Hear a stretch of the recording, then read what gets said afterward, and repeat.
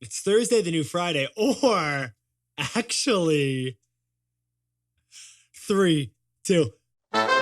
This is Nick. This is Jack. It's Thursday, Tucson T-Bone Thursday, and today's show is the best one yet, June 30th. TBOY, it's a Tuscan T-bone, and no, we're out of it. By the way, Jack, I literally watched yesterday's show on Spotify to see one video of you. You watched it, not listen? I didn't listen, I watched it. You know what that one thing was? What's that?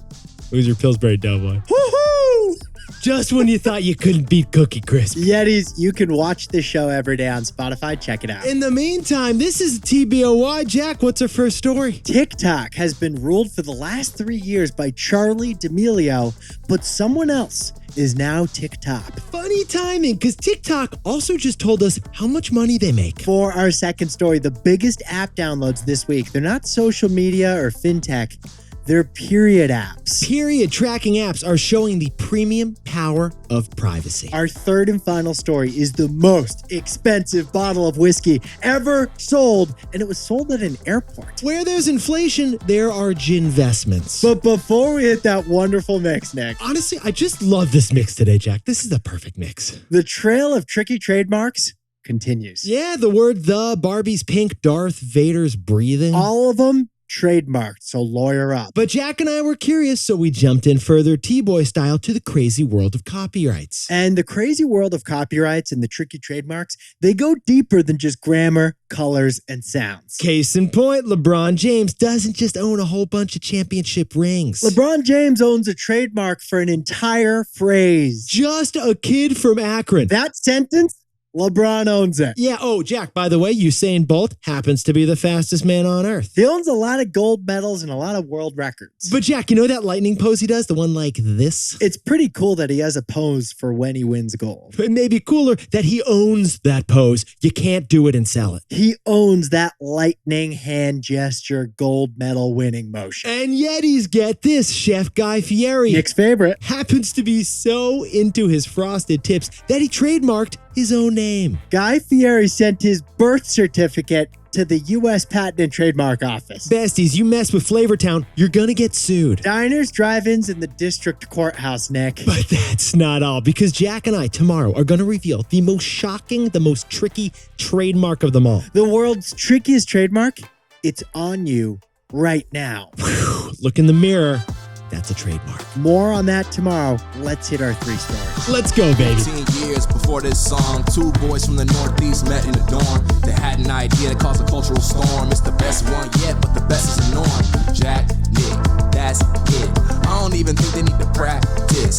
50%, that's a fat tip. T-Boy City on your at list. If you know, you know, cause we ready to go. We can't wait no more, so just start the show.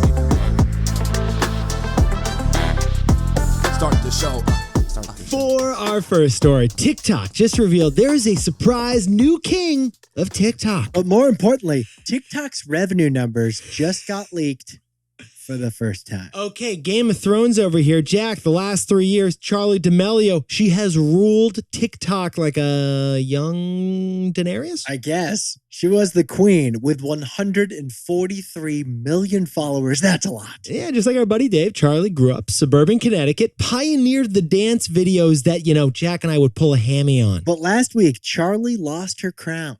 The most followed TikToker is now a man named Khaby Lame. Khaby Lame, who is just like the opposite of Charli D'Amelio. Born in Senegal, he's now an immigrant living in Italy. He lost his factory job, so he grabbed his phone and started making TikToks. Like his dad literally was like, you need to get another job at a factory. And he was like, no, I'm going to be a digital creator. But his dad's like, what is that? Here's the wild thing. Khaby isn't doing dance videos. In fact, Khaby doesn't even speak in his videos. 0 words. It's like a silent film. He's the Charlie Chaplin of TikTok. Here's what he does. He takes a viral video of like the perfect way to open a banana, which is trending on TikTok. You use a knife and you strip it and then you cut it and it's a perfect banana. And then he juxtaposes that with himself very ordinarily opening a banana. And him just very simply opening a banana has 144 million people liking him a lot on TikTok. That's how you make it big in the world today. But funny timing Jack and I noticed. TikTok also happened to just be at the Cannes Advertising Festival. And at that huge advertising event, one person familiar with the matter at TikTok PFWTM shared TikTok's revenue numbers with the Wall Street Journal. And get this, turns out TikTok's ad revenue tripled last year to a whopping $12 billion. That's a lot more than Lyft. That $12 billion in annual advertising revenue is triple what Snapchat makes, for example. TikTok is literally 3 times as big on the revenue side than Snapchat is. And they have all this money because those hashtag challenges you might have seen on TikTok, they're adorable. they ain't free. No, they are not. TikTok is charging brands to go viral. It costs a brand $500,000 to launch a hashtag challenge on TikTok. You want some virality? It's going to be about $500,000. But $500,000 sounds like a lot. TikTok is still barely monetized, relatively speaking. Yeah, the way Jack and I see this, we're talking about the biggest social media platform in the world, and yet TikTok is only bringing in what percentage of the global digital ad market, Jack? They're only bringing in 2% of the world's digital ad spending. And Jack, how much of the global digital ad market are Facebook and Google bringing in? Collectively, they bring in $1 of every $2 spent on digital ads in the entire world. So 2% for TikTok, 50% for Google and Facebook. TikTok, tiny talk. That was great delivery. I thought you might like That was good. That was good. So what's the takeaway for our buddies over at TikTok? When it comes to ads, we want amateurs, not pros. Yeah, Yetis, the biggest followings on Instagram are your untouchable celebrities. We're talking The Rock, Beyonce, the polished of the polished. The biggest on TikTok, they're like girls and guys next door. Cobby, Charlie, Addison Rae, people you never heard of until they made TikTok. So here's the fascinating thing we're noticing. TikTok advertisers are channeling that average Joe amateur style, and it's working. The early advertisers on TikTok, those brands are going low budget, low fidelity, low quality videos, but they're getting big results. Jack, Chipotle just doubled its spending on TikTok, but it's shooting its guac videos with like a simple selfie style, no lighting situation. I said that pretty amateurishly.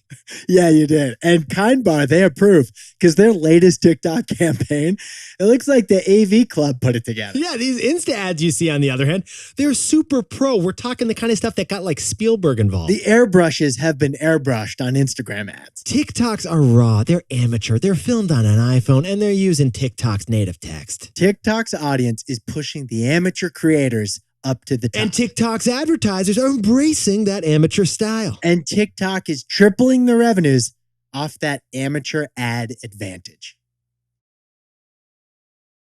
For our second story, with Roe v. Wade overturned, the spotlight is turning to fertility and period tracking apps. Because privacy has gone from a nice to have to a must have. Okay, last week, with the Supreme Court ruling, many states banned abortions immediately. So the focus last week was on clinics. Well, this week, the focus isn't physical. The focus this week is on the digital. Since the ruling by the Supreme Court, we have seen a surge in downloads for period tracking apps. You now have over 50 million women worldwide using these period tracking apps. Flow is one of them. Last year, they raised $50 million. They're worth nearly $1 billion.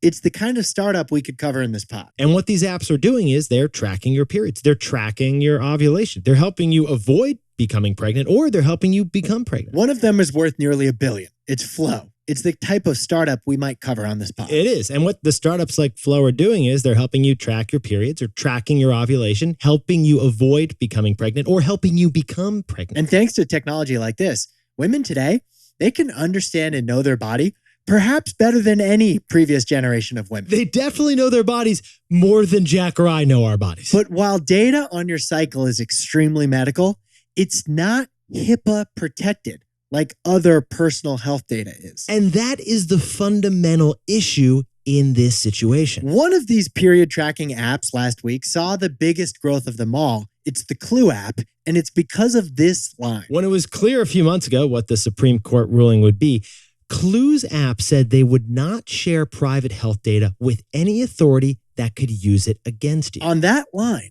downloads surged by 2,000% this past weekend, and the Clue app hit number 15 on the App Store charts. But here's the really uncomfortable question that comes next. Could an attorney general demand info in a criminal prosecution against a woman who is suspected of having an abortion. Right, Jack. What if states subpoena those period apps and could force them to share info on your fertility? Okay, so based on that scary scenario, period tracking apps Flow and Natural Cycle, they took things one step further than Clue did. Yeah, they're switching their apps to be anonymous. According to the Flow app, when you put it in anonymous mode, it will remove all your personal identifying information from your account. Your name won't be there. Your email address won't be there. So if an authority asks Flow for information on one woman's account, Flow can't even identify whose account is whose. It's your classic incognito mode. So Jack, what's the takeaway for our buddies over in the period tracking app space? Privacy has gone from a nice to have to a must have. Yetis, in 1973, when the Supreme Court protected women's right to choose, it was based on privacy. Well, privacy, that word, privacy was never mentioned explicitly in the Constitution. The Supreme Court said back then it was implied in 5 separate constitutional amendments. Well, today's Supreme Court disagrees, pointing out in its majority opinion that privacy isn't mentioned in the Constitution. With less legal protection for privacy today, consumers may want to start protecting themselves more. Well, the way Jack and I have seen this, Apple has made a huge bet on privacy, and their end-to-end encryption is like the gold standard. Google's incognito mode, that could experience a huge jump in use now. But an app that sells your data so they can make money targeting you with ads, that feels off today. The Supreme Court basically weakened privacy rights, so consumers may start demanding it from their apps. For many, privacy has gone from nice to have to must have. And now a word about our sponsor, Robinhood. So for the last 3.5 years, Jack and I were running a startup within a startup, basically. We turned our company Market Snacks into Robinhood Snacks, the news arm of Robinhood. And at Robinhood, we co-hosted the Snacks Daily Pod that you got to know and love. At Robinhood, we also got to hire an awesome team of news people who run the Robinhood Snacks newsletter. Wild fact here, the biggest newsletter in America, Robinhood Snacks. A key detail, though, not many are aware of, is the editorial independence. So Jack and I set it up so that we could independently cover the most interesting and most important news stories of the day. Robinhood's commitment to free, digestible news snack style was an awesome differentiator. Yeah, if you're not investing in Robinhood yet, to get started, go to robinhood.com/tboy and choose a free stock. That's robinhood.com/TBOY. Certain limitations apply. All investments involve risk. Robinhood Financial LLC, member SIPC. By the way, Robinhood is no longer affiliated with us or the podcast. For our third and final story for the new Friday, a bottle of whiskey just sold for a record price. Actually, in fact, a whole bunch of whiskeys are selling for a whole bunch of record prices, Jack. Because if your cash ain't moving, it's losing. Yeti's summer travel is back, baby. Jack, we actually just literally booked our flights for the Italy trip in August. Like, flights booked, done. I booked my ferry reservation for Block Island like 8 months ago, as early as you possibly could. It was very German-American of me. Basically, no more seats on anything left. But a strange phenomenon Jack and I have noticed. People are traveling to airports just to buy whiskey. Not just any old whiskey, Nick. This isn't your Jim Beam. This is the Macallan Six Pillars, also known as a very expensive fireball. Also, no, you can't have a sip. Well, this is like glass blown in Venice by probably a team of 60 human beings. You don't put this on your top shelf. Right. You put this in your safe. Is this a malt whiskey or is this a piece at MoMA? In Dubai, at the airport, it just set a record for highest price paid ever for a whiskey. Cha-ching. The 6-bottle collection sold for $816,000. Jack, can we talk about a return on this thing? What kind of a jump is that from the previous record? That's 68% higher than the most recently sold set of this whiskey. Get this, if you happen to be the one bestie out there who owns a Macallan set of whiskey, it has appreciated 35% in value in just the last year. Now, Forbes dove in a bit further. They did. And they noticed during the pandemic, rare whiskey has been a top performing financial asset. Jack, auction house Sotheby's just sold a Karazawa 52-year-old Zodiac Rat cask whiskey for a record price of what? Can't pronounce it, but I can calculate it. $445,000. Over the Istanbul airport, they sold a Yamazaki 55-year whiskey at a record price of what? When you're dropping over $500,000, Nick, the 5% you save at the duty-free shop, it's worth the Uber to the airport. The High West whiskey for my bachelor party, Jack. Haven't really seen much appreciation there. Forget the tasting notes. Here's the bottom line when it comes to top shelf scotch. Single malt is beating the stock market. Yeah, Yetis, these alternative assets like luxury whiskey are gaining attention because some people have a whole lot of cash since the pandemic and they got nowhere to put it. During the pandemic, vintage car prices are up 50%. Rolex prices, they're up 30%. Those Birkin bags we keep hearing about, they're up big too. So, Jack, what's the takeaway for our buddies wafting those big cube whiskey ice cubes? During inflation, if your cash isn't moving, it's probably losing. Yeah, inflation, it drives up prices of, everything that you've been buying, we've been buying, everyone's been buying. $100 bill today is worth 8% less than it did last year because it buys 8% less than it did last year. So the problem with inflation is that it hurts the money you spend, but it also hurts the money you don't spend. Yetis, right now, it is tough to find a place to move your cash where it won't erode 8% in value every year. Yeah, cash is losing 8% because of the 8% inflation. Stocks have lost 20%. Crypto has lost even more. With this inflation, you need to make 8%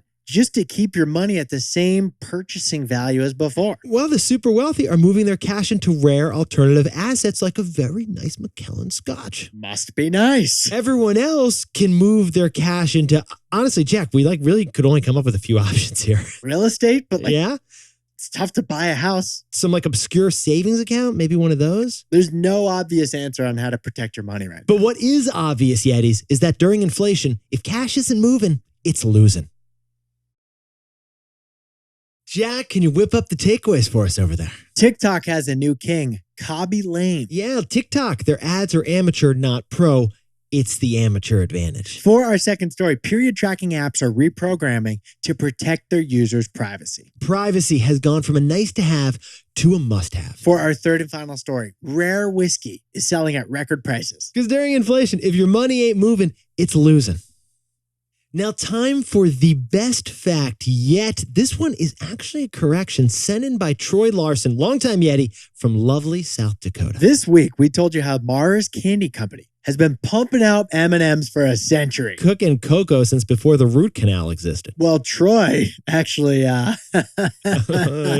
point. Troy happens to have gone to dental school, Nick, so he wasn't letting this one slide. Yeah, it turns out the M&Ms, Reese's, and Twix bars are not older than the classic root canal tooth operation. We looked into it. The first root canal procedure was performed on an American tooth in 1838. By an American dentist, Edwin Maynard, who pulled it off, saving that infected tooth without removing the core part of the tooth. It's a painful operation today with painkillers. Yeah, it really was. It was really painful 184 years ago. I've had two, not a fan. I've had none. I'm not a fan either. But Yetis, you've looked fantastic all week. And Jack and I are fans of when we get best facts yet you send in with your voice, a voicemail. There's a link to a Google form in this episode description.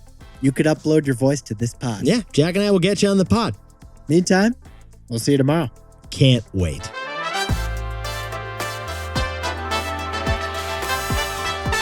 And before we go, Mika Jester from Bentonville, Arkansas is turning 33 and a half. We're giving her the half birthday shout out because Nick and I are always on vacation in late September when she has her full birthdays. Well, Trevor Jackson is turning a real full rounded 21 over in Grapevine, Texas. Round up. And happy birthday to Christina Helm, turning 29 in Cambridge, Mass. And a happy birthday to Jess Larkin over in South Boston, just outside Boston. And congrats to Emily Pierce down at medical school at Duke. And Dougie Warren of Richmond, Virginia is retiring after 30 years in sales. Time to serve some squirrels. And Joe Maroney, congrats on the new job in investment banking down in Denver. And congrats to Austin Wading with a sweet new job at JM Smucker. Send us some jam. And Samir Lal, congrats on the new job in crypto over in New York City. And happy 10 years to the Arena, our old apartment buddies in the East Village of NYC. Our buddy Timmy, our buddy Dave over on 231 East 14th Street, right above the beauty bar. Biggest map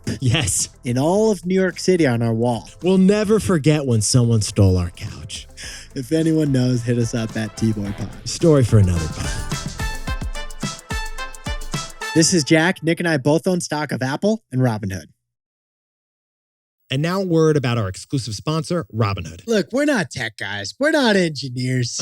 Nick, I'm no product manager. You look great, but we're not technically. When our computer's not working, Jack and I turn it off and then we turn it back on again. But when we moved to California to join Robinhood, we were in tech's mecca. So we were soaking up as much about the tech industry as we could. One thing we saw about the tech industry at Robinhood was insane customer focus. Every product launched, every tweak made to the app was a laser-focused move on customers. Robinhood would be interviewing hundreds of users to figure out if one tweak of one button in the app would improve the experience. Inside of Robinhood, we saw that everything the company did was focused on the best outcome for you, the customer. If you're not investing on Robinhood yet, to get started, go to Robinhood.com/TBoy and choose a stock. That's Robinhood.com/TBOY. Certain limitations apply. All investments involve risk. Robinhood Financial LLC, member SIPC. By the way, Robinhood is no longer affiliated with us or this podcast. I hear lots of birds by you. Oh, yeah. I keep opening the door and making stories. I'm not concerned about the birds, dude. And there's no way the mic can pick it up. So I think you can It's so funny you can even hear. Yeah, but it gets hot in here. Keep it open. I think you're fine. As long as you're fine with the world hearing this. I'm getting hot. This is Nick.